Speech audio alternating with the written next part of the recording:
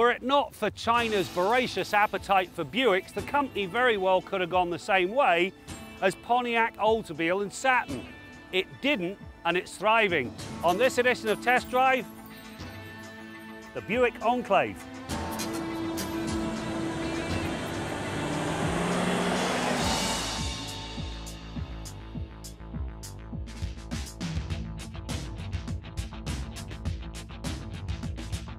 When the Enclave debuted in 2008, it signalled a change in direction for Buick. It went from frumpy to suave almost overnight. The latest model retains the original's road presence while building on the basics. As crossovers go, the Enclave is a solid contender in a seriously tough segment. The Enclave represents a radical departure from the past. To begin with, the materials are very nice, and it has a cohesive, logical look to it. It also comes loaded, as is expected of a luxury vehicle. You get everything up to and including heated and cooled front seats. The key, however, is right here. Now that's Buick's IntelliLink infotainment system. It is fairly intuitive thanks to the touchscreen. However, these little buttons on the side, didn't care for them.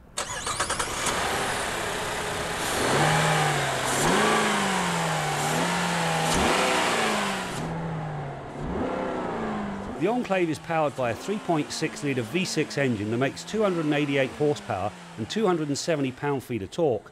For the most part, it provides the needed performance. The portly 2,233 kilogram curb weight does blunt the initial launch, but once moving, the urgency picks up thanks to the fact that the torque is available over a broad range. This work ethic shows up in the acceleration times. While the run from rest to 100k takes 8.9 seconds, it only takes 6.9 seconds to accomplish the 80 to 120 passing move. When it comes to utility and flexibility, this Enclave offers a great deal. With all three rows up, you've still got about 23 cubic feet of cargo space. Fold the third row down and that number grows to about 70 cubic feet. However, where it really scores, if you fold the second and third rows flat, you end up with 115.2 cubic feet, which is more than any of its key competitors. The other advantage, you can get it in 7 or 8-seat versions. One of the Enclave's few glitches is the manual side of the 6-speed automatic transmission.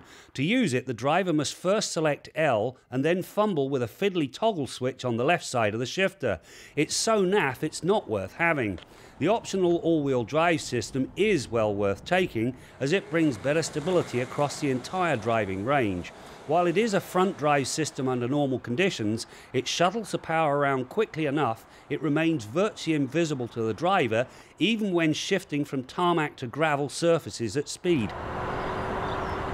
One of the things that really struck me about this Buick Enclave during the test drive was just how quiet it is. Now, along with all of the usual insulation and isolation, Buick added laminated glass to these side windows.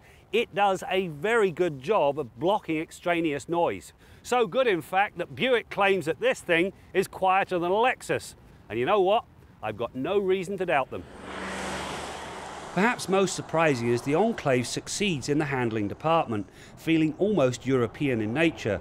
The suspension is firm but compliant, and the variable rate steering affords excellent feel and feedback. Even when pushed through the pylons, the body remained fairly flat. This is a full-bodied crossover, remember.